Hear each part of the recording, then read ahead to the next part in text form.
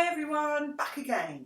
We've done the Bronze Age, we're now taking a very big jump in history. I'll explain why in a minute.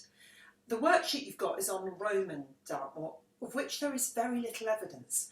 I tell you about somebody called Lawrence Egerton who found a massive stash of Roman coins in Seaton in Devon, so there's lots of evidence that the Romans were here in Devon. We definitely know they were in Exeter.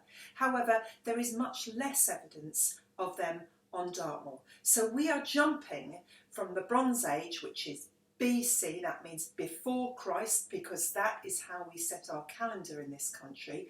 Everything that happened before Christ is called BC, and everything that happened after Jesus was born is called AD. In other countries where you're not a Christian, of course that's different, but we're jumping from thousands of years BC into AD, 475 AD, which is when they think the Romans abandoned Britain.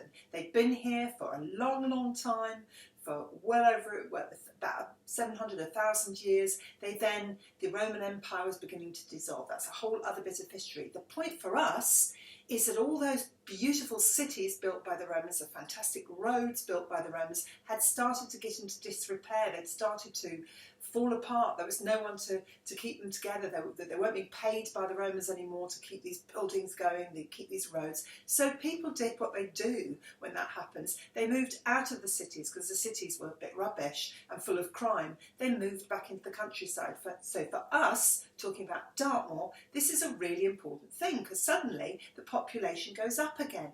People are living on Dartmoor. It doesn't look like many of them were living during Roman times on Dartmoor. We don't know. I'm sure there are some historians who could tell you something different. But from my point of view, I'm going to jump to what we call the Middle Ages or medieval times. And that is 400 AD right through to 1500 AD, a long period of time which we call the Middle Ages. And that's the bit that I'm going to be talking about on the next few worksheets and on the next few films.